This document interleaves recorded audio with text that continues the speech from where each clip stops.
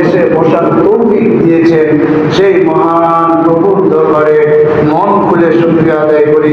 সবাই বলে আলহামদুলিল্লাহ।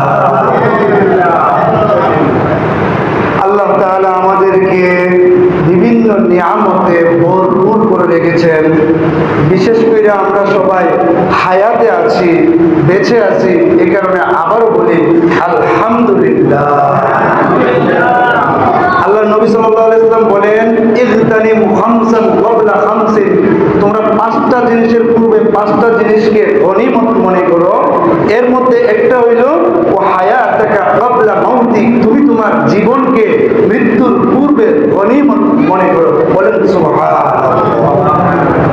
আমি আপনার বয়সের যারা আছে অনেকেই পৃথিবী ছেড়ে চলে গেছে, কিন্তু আমি আপনাকে আল্লাহ তাআলা এখনো নেক হায়াত দান করে রেখেছেন।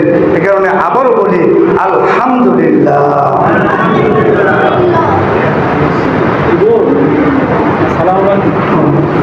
আমার আব্বা আমার লেগে দোয়া করাইবেন। বড় ভাই মুসলিম মাস্টার, নামটা আপনার নামটা কি? আমার নাম আনিসুর রহমান। আজকে যে আয়াত পাঠ করেছি, আল্লাহ তাআলা এই আয়াতে আপনি আমাকে একটি মেসেজ দিচ্ছেন, খবর দিচ্ছেন যে জন্মেলে মরিতে হবে। আমি আপনি যদি জন্ম হই, আমার যদি জীবন আসে, তাইলে আপনি আমাকে কি করতে হবে? মরিতে হইবে। আল্লাহ বলে কুল্লু নাফসিন যায়িকাতুল মাউত, কুল্লু নাফসিন, প্রত্যেকটা মানুষ, প্রত্যেকটা প্রাণই যায়িকাতুল মাউত, মৃত্যুর স্বাদ আস্বাদন করিতে হবে। বলেন সুবহানাল্লাহ। পৃথিবীতে অনেক বিষয় আছে, সব বিষয়ের উপরেই মানুষের ইখতিলাফ আছে, মতবিরোধ আছে, কিন্তু একটা বিষয়ে মতবিরোধ নাই। সেই বিষয়টা কি? মৃত্যু। এটাতে আপনি দেখবেন যে সবচাইতে প্রতাপশালী যে বাদশা ছিল, সবচাইতে প্রতাপশালী বাদশাও এখানে হাত নিয়েছে। আপনি পৃথিবীতে যত জায়গায় যান না কেন, আমেরিকার তারাই তো সবচেয়ে বেশি শক্তিশালী। আব্রাহাম লিঙ্কন সহকারে যারা ছিল, কেউই মৃত্যুর ব্যাপারে কোনো ধরনের কথা বলে নাই, কারণ জানে যত ক্ষমতাই থাক না কেন চলে যেতেই হবে। আমাদের বাংলাদেশের একজন ছিল আহমদ শরীফ, সে ছিল নাস্তিক, সে আল্লাহকে মানত না। কবর, ফুলসিরাত, মিজান, এরপরে মৃত্যুর পরে আবার জীবিত হওয়া, হাসর হওয়া, এগুলো কোনো কিছুই সে মানত না। তবে সে তার যখন অন্তিম সময় এসে গেছে, তখন এর আগে সে সবাইকে নসিহত করে গেছে যে ভাই, আমি যখন মারা যাবো তখন আমার কাপড় লাশটাকে তোমরা মাটিতে দাফন করিও না এবং কাফন পরাইবা না, বরং আমার লাশটাকে তোমরা ঢাকা মেডিকেল বা যে কোনো একটা মেডিকেলে দান করে দিবা। অর্থাৎ সে এতটুকু বুঝতে পারছে, যাই হোক, যত পাগলামি করি না কেন, আল্লাহকে মানি না, এটা যতই বলি না কেন, মরতে তাকেই হবে। এটা কিন্তু তাকে কি করতে হয়েছে? মেনে নিতে হয়েছে। কবি বলেন, মাউতু কাসিন কুল্লু নাসিন শারিবু, মাগরু বাইতিন কুল্লু নাসিন দাখিলু, মাউতু কাসিন কুল্লু নাসিন শারিবু, মাগরু বাইতিন কুল্লু নাসিন দাখিলু। মৌত এমন একটি পেয়ালা, মৌতের মৃত্যুর একটা পেয়ালা, যেটা এটা প্রত্যেক মানুষই তাকে স্বাদ আস্বাদন করিতেই হইবে। মৌত কাসিন কুল্লু নাসিন শারিবু, কবর বাইতিন কুল্লু নাসিন দাখিলু। কবর এমন একটা বাড়ি যেখানে সবাইকেই প্রবেশ করতে হবে, এখান থেকে কোনো ধরনের পলায়নের সুযোগ নাই। আল্লাহ বলেন, আইনামা তাকুনু ইউদরিকুমুল মাউতু ওয়ালাউ কুনতুম ফি বুরুজিন মুশাইয়াদা, তোমরা যেখানেই পলায়ন করো না কেন, যেখানেই থাকো না কেন, তোমাদেরকে মৃত্যু পেয়ে বসবে। ওয়ালাউ কুনতুম ফি বুরুজিন মুশাইয়াদা, যতই তোমরা শক্তিশালী দুর্গে অবস্থান করো না কেন, মৃত্যু তোমাকে পেয়েই বসবে। বলেন সুবহানাল্লাহ। আল্লাহ আরেক আয়াতে বলেন, কুল ইন্নাল মাউতাল্লাযী তাফিরুনা মিনহু ফাইন্নাহু মুলাকীকুম সুম্মা তুরাদ্দুনা ইলা আলিমিল গায়বি ওয়াশ শাহাদাতি ফায়ুনাব্বিউকুম বিমা কুনতুম তা'মালুন। হে নবী, আপনি বলেন ইন্নাল মাউতাল্লাযী, যে মৃত্যু থেকে তাফিরুনা, তোমরা পলায়ন করো, ফাইন্নাহু মুলাকীকুম, এই মৃত্যু তোমাদেরকে পেয়েই বসবে যেখানেই যাও না কেন। অতঃপর তোমাদেরকে ফিরিয়ে দেওয়া হবে ইলা আলিমিল গায়বি ওয়াশ শাহাদা, যিনি দৃশ্য অদৃশ্যের জানেওয়ালা, তার কাছে তোমাদেরকে ফিরিয়ে দেওয়া হবে। অতঃপর তোমাদেরকে প্রতিদান দেওয়া হবে তোমরা যে কর্মই করো না কেন। বলেন সুবহানাল্লাহ। আল্লাহ আপনি আমার প্রতিদান দিবেন। বালা করোগে বালা বুড়া, একটা কথা আছে না, বালা করলে বালা পাইবেন, বুড়া করলে বুড়া পাইবেন। আল্লাহ এই আয়াতের মধ্যে বলতেছেন, কুল্লু নাফসিন যায়িকাতুল মাউত, প্রত্যেক মানুষকে মৃত্যুর স্বাদ আস্বাদন করিতে হবে।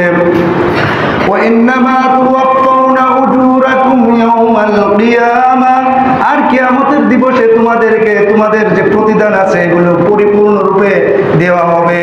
ফামান যুহজিহা আনিন নার, আর যাকে জাহান্নাম থেকে দূরবর্তী রাখা হবে, ওয়া উদখিলাল জান্নাহ, এবং জান্নাতে প্রবেশ করানো হবে, ফাকাদ ফাজ, সেই সফল কাম হয়ে যাবে। বলেন সুবহানাল্লাহ।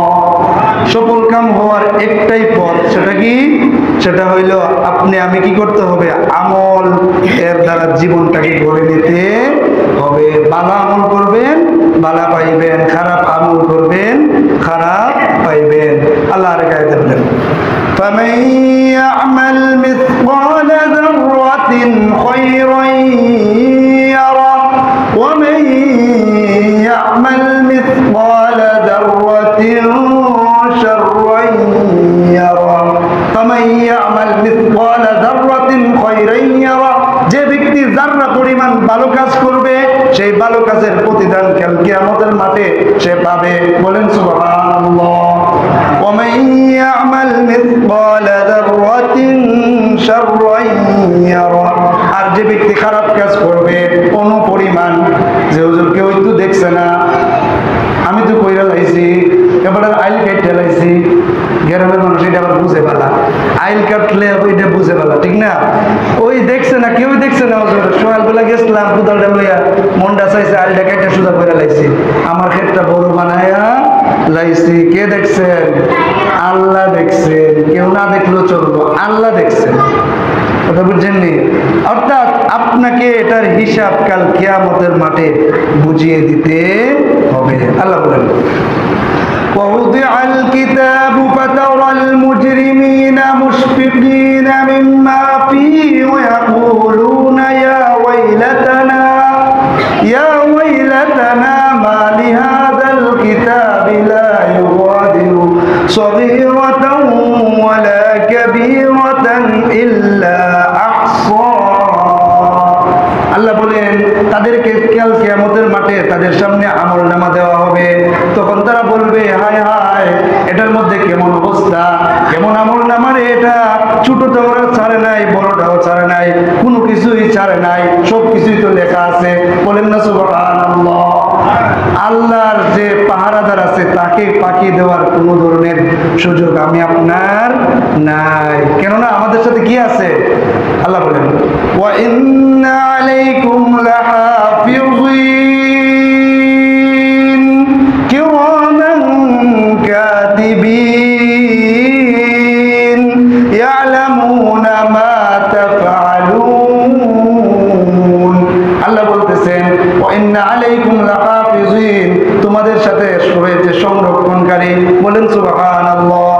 তারা কারা? তারা হলো কিরামান কাতিবিন, সম্মানিত দুইজন লেখক।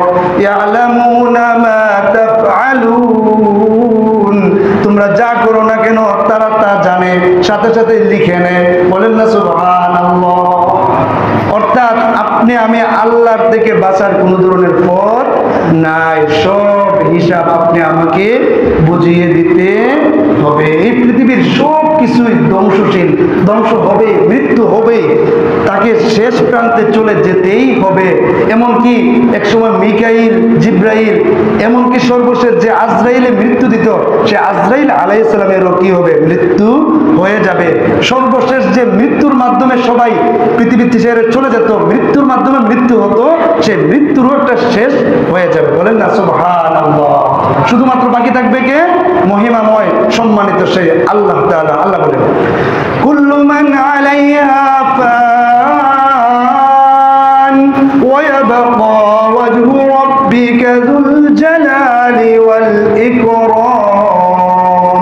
আল্লাহ বলেন কুল্লু মান আলাইহা ফান, প্রত্যেক মানুষই, প্রত্যেক যা কিছু আছে দুনিয়াতে, যা কিছু আছে সবগুলোই নশ্বর, ধ্বংস হবে।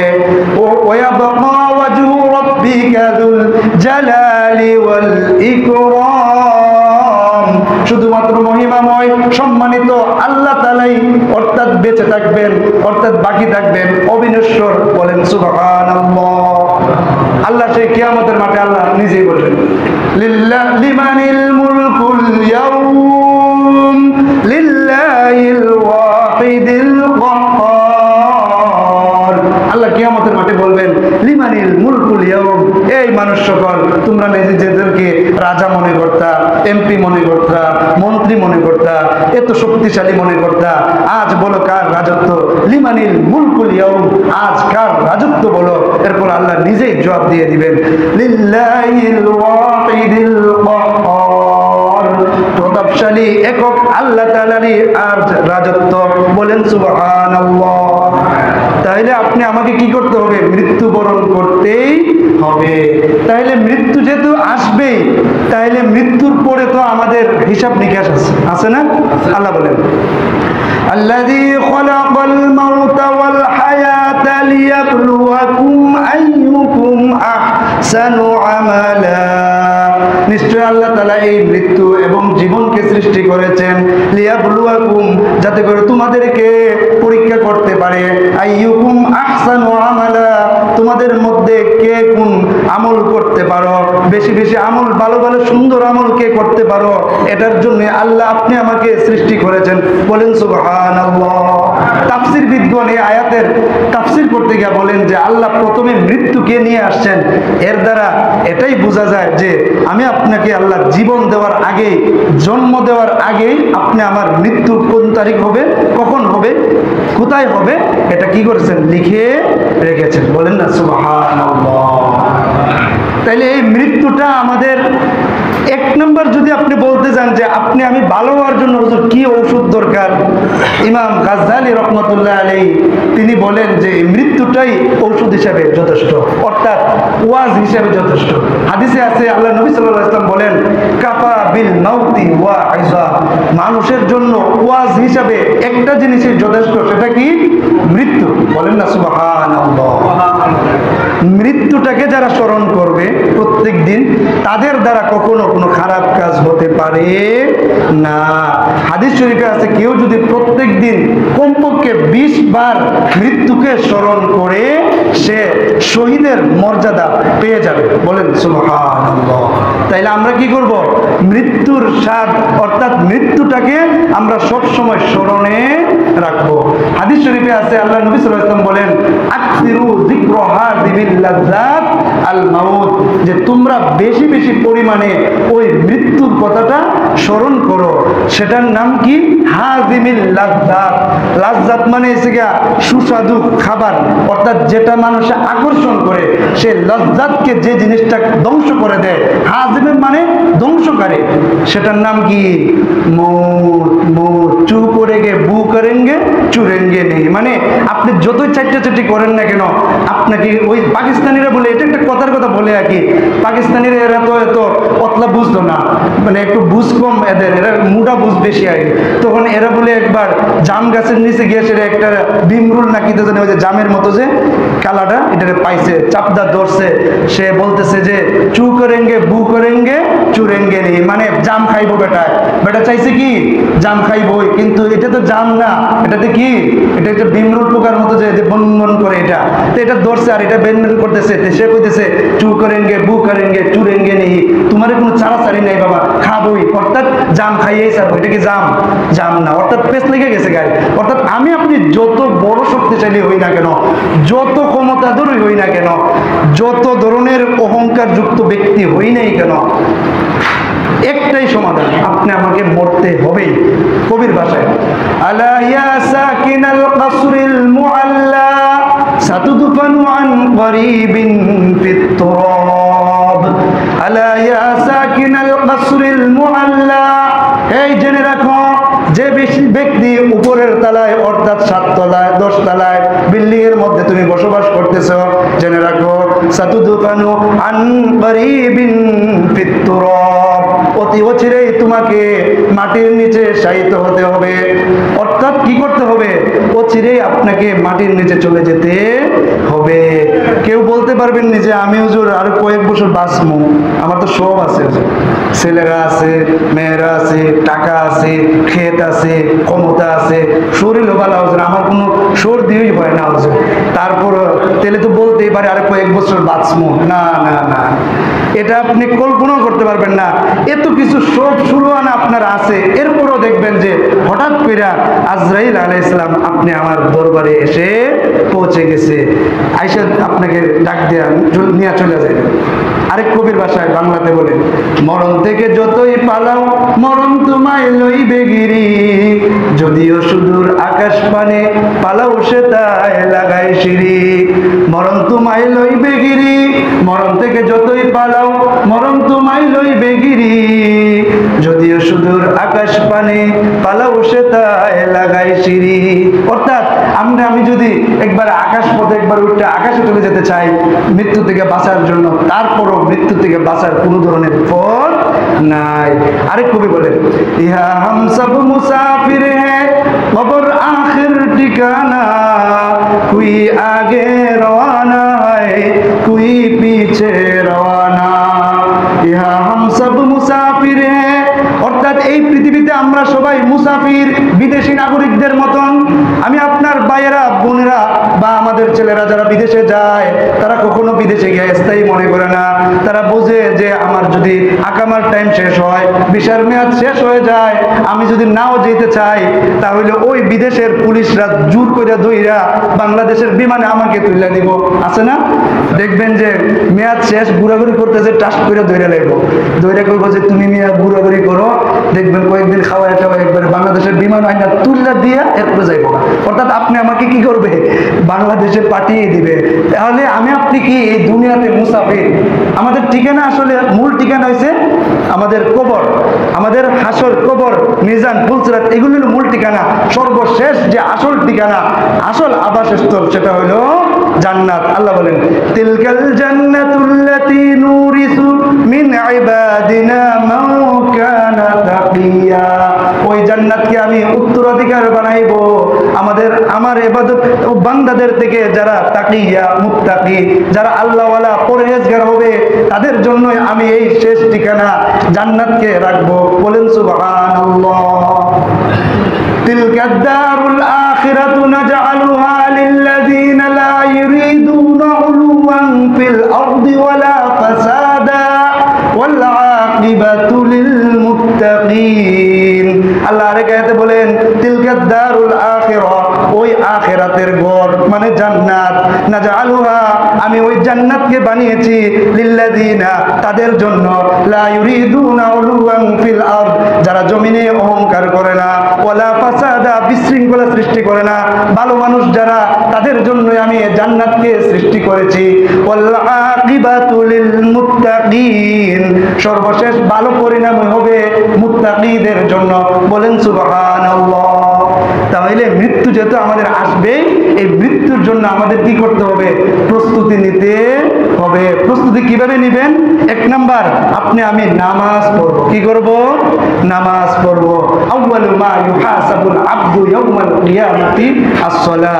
আপনি আমি যদি এই কিয়ামতের মাঠে যে প্রথম প্রশ্নটা করবে আপনি আমাকে যে নামাজ পড়ছনি, এই জবটা যদি দিতে পারি তাহলে পরের ধাপগুলো অনেকটাই কি হবে? সহজ হয়ে যাবে। হযরত উসমান ইবনে আফফান রাদিয়াল্লাহু তাআলা আনহু তিনি কি করতেন? কবর দেখলেই উনি কবরের পাশে দাঁড়ায় দাঁড়ায় খালি কাঁদতেন। কাঁদতে কাঁদতে এমন হইতো যে উনার দাড়ি দুড়ি বেইয়া পানি পড়তো। বলেন না সুবহানাল্লাহ। তখন উসমান ইবনে আফফান রাদিয়াল্লাহু তাআলা আনহুকে বলা হইল, হুজুর আপনি তো জান্নাত জাহান্নামের অনুভবই হয় বলা হয়, আপনি তখন তুই কাঁদেন না, আপনি দিক কবরের পাশে এসে সেটা দাঁড়াইলে কাঁদতে থাকেন কেন? তখন উসমান ইবনে আফফান রাদিয়াল্লাহু তাআলা আনহু তিনি বললেন যে আরে আমি যে এই দাঁড়ায় কান্দি কারণ আল্লাহ নবী সাল্লাল্লাহু আলাইহি ওয়াসাল্লাম বলেন ইন্না আউওয়ালা মানজিলিন মিন মানাজিলিল আখিরাতি আল কবর, অর্থাৎ আখিরাতের প্রথম ঘাঁটি সমূহ থেকে সবচেয়ে আউয়াল প্রথম যে ঘাঁটিটা আসবে সেটাই হলো কবর। এই কারণে কবরটা দেখলে আমার মনের মধ্যে কি এসে যায়? দুঃখ বা মনের মধ্যে একটা আবেগে কাজ করে, এ কারণে আমি কাঁদতে দেখি। বলেন না সুবহানাল্লাহ। যখন আতা এ সালাফ মানে পূর্ববর্তী একজন বুজুর্গ ছিলেন আতা রাহিমাহুল্লাহ, উনি যখন মৃত্যু অবস্থায় আছেন অর্থাৎ সাকিরাতুল মউত আছে, মরে যাবেন এমন অবস্থায় আছেন, একটু আগে এমন সময় উনি কাঁদতেছিলেন। তখন ওনার সাথে সঙ্গে বলতেছে, হুজুর আপনি কাঁদতেছেন, আপনার মতন তো বড় বুজুর্গ মানুষ, আপনি কাঁদেন কেন? মৃত্যু তো সবার আসবেই হুজুর।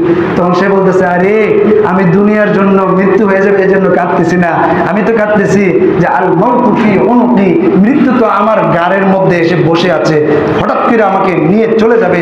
ওর কাবরু বাইতি, আর কবরটা তো হবে আমার বাড়ি। এই কবর বাড়ির যদি থাকতে হয় আপনার লাইট লাগতো না? লাইট লাগবো, যারা সুপার সেট লাগে সুপার সেট লাগবো, কত কিছুই লাগবো, তাহলে এটি তো আমার নাই।